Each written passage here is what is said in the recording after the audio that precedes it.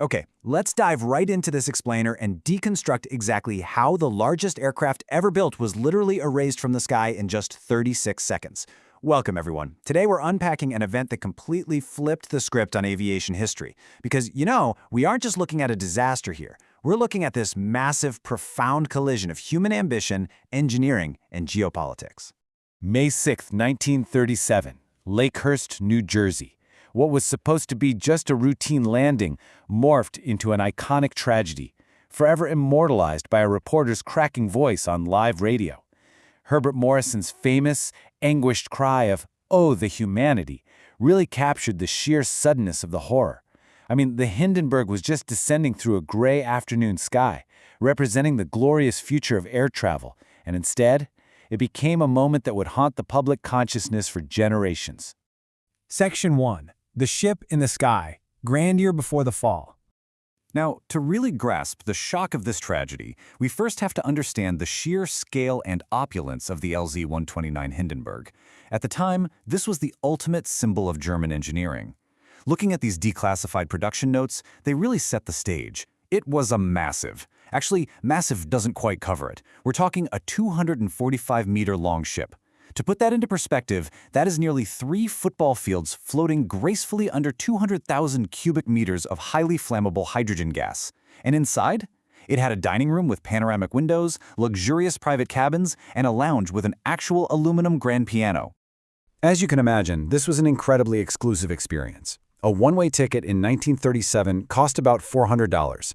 Adjusted for inflation, that translates to a staggering $8,000 today. And the passengers paying those premium prices? They had absolute, unwavering faith in the machine. They honestly believed they were stepping aboard the safest, most modern marvel of the skies. But here is a detail that just absolutely blows my mind. Talk about the arrogance of the era. Passengers were actually provided with a dedicated smoking room. Let that sink in. A smoking room directly beneath a giant balloon holding 200,000 cubic meters of combustible hydrogen. That level of confidence, or, sheer hubris, really highlights just how invincible they thought this technology was. Section 2. Anatomy of a Tragedy. The 36 Seconds. So the most terrifying aspect of all of this is the unbelievable speed at which it unfolded. At exactly 7:25 p.m., witnesses on the ground spotted a small, kind of insignificant blue flame near the ship's tail. Well, within seconds, the highly combustible hydrogen ignited. The tail dropped, pitching the bow violently upward. The chaos inside must have been unimaginable.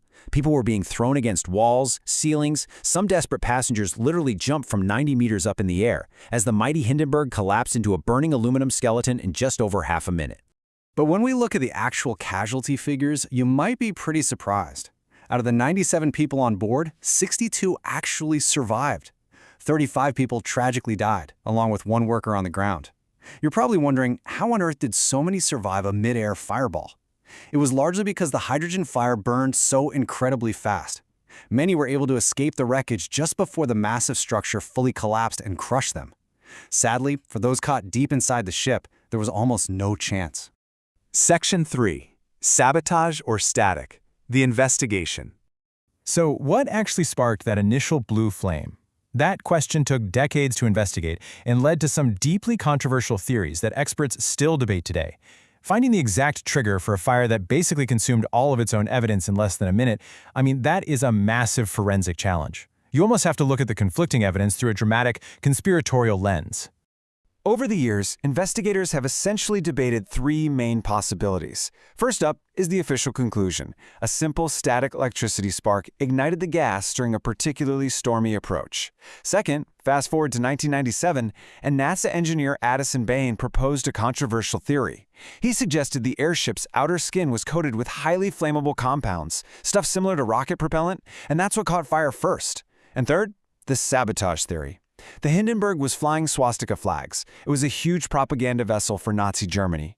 A known anti-Nazi crew member named Erich Spehl has frequently been named as a potential saboteur, but because he died in the crash, he could never be questioned, leaving that theory totally unresolved. But here is the absolute kicker. The most tragic irony of the whole shebang is that regardless of what caused the spark, the disaster was 100% preventable. The ship could have, and absolutely should have, relied on helium, which is completely non-flammable, instead of that highly combustible hydrogen. Section 4. The fatal helium embargo. So why didn't they just use the safe stuff? Well, helium was available, but the United States controlled the global supply, and they had placed a strict embargo on exports specifically to Nazi Germany. Because of this political blockade, German engineers redesigned the airship to use readily available but incredibly dangerous hydrogen. A purely political decision made in Washington inadvertently sealed the fate of those victims in New Jersey. History is rarely clean, is it? Section 5. The end of airships. The aftermath of those terrifying 36 seconds was absolute. It effectively destroyed an entire transportation industry overnight and erased a vision of the future that, well, never happened. And it wasn't even that the safety record of airships was definitively worse than the early airplanes of the time. It was the sheer visceral impact of the media, a single terrifying photograph, that heartbreaking live radio broadcast, the horrifying fireball captured perfectly on newsreel for audiences to watch in cinemas all over the world. Image is everything, right? This media blitz completely ruined the public's perception. Within just 2 years, all passenger airship services globally were permanently suspended. You know, the physical scars of this event aren't just confined to history books. If you visit the massive Hindenburg hangar at Lakehurst today, and the light is hitting it just right, you can actually still see the physical scorch marks baked right into the concrete floor. A permanent, incredibly sobering reminder of our technological hubris. Which brings us to our final takeaway. The story of the Hindenburg isn't just about a burning balloon. It's a massive cautionary tale about the deadly intersection of politics, engineering, and overconfidence. It shows us what happens when we build things we believe are safe, accept risks we don't fully disclose, and just assume nothing will go wrong. Leaving us to look at our modern, highly complex world and ask one absolutely crucial question. What assumptions are we making today? Thanks for exploring this with me, and keep questioning the world around you.